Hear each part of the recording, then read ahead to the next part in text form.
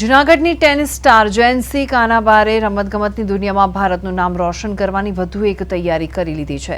જયંતી આવતીકાલે કઝાકિસ્તાન યોજાનારી પ્રતિષ્ઠિત અંડર-16 જુનિયર બિલી જીંગ કિંગ કપમાં ભારત તરફથી રમવા જઈ રહી છે।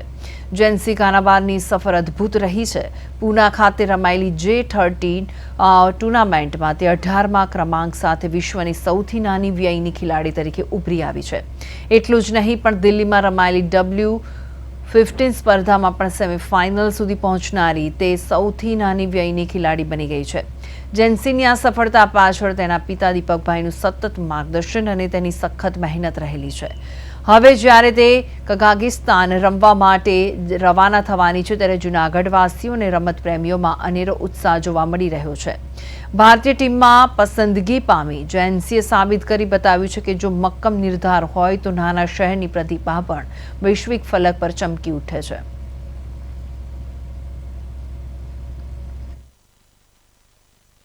હાલમાં હું પુના J300 રમવા ગઈ હતી, જ્યાં હું સારું પરફોર્મન્સ કરી ને ફાઇનલ સુધી પહોંચી હતી। ત્યારબાદ દિલ્હી W15 રમવા ગઈ હતી, જ્યાં હું સારું પરફોર્મન્સ કરીને સેમીફાઇનલ સુધી પહોંચી હતી।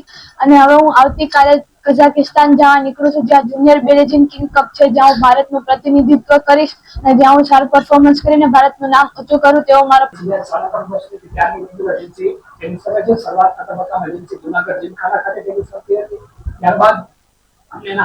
લેવલના ટેનિસની અમને જરૂરિયાત લાગી એટલે આપણે લોકોએ 4 મિત્રો ભેગા મળી અને સુભાષ રોડ ઉપર 2 લેપોટ બનાવ્યા। જીન્સી અત્યારે ત્યાં રેગ્યુલર પ્રેક્ટિસ કરે। જીન્સી માટે પૂરી ટીમ તૈયાર છે।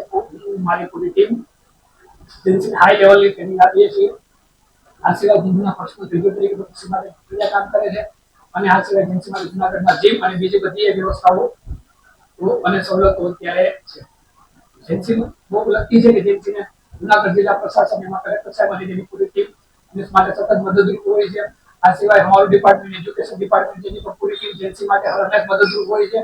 આ સિવાય Khelo India, sports authority India, sports authority Gujarat, GSTF, Gujarat state lawn association અને all India tennis association AITA એ પણ જેન્સી માટે હરમેશ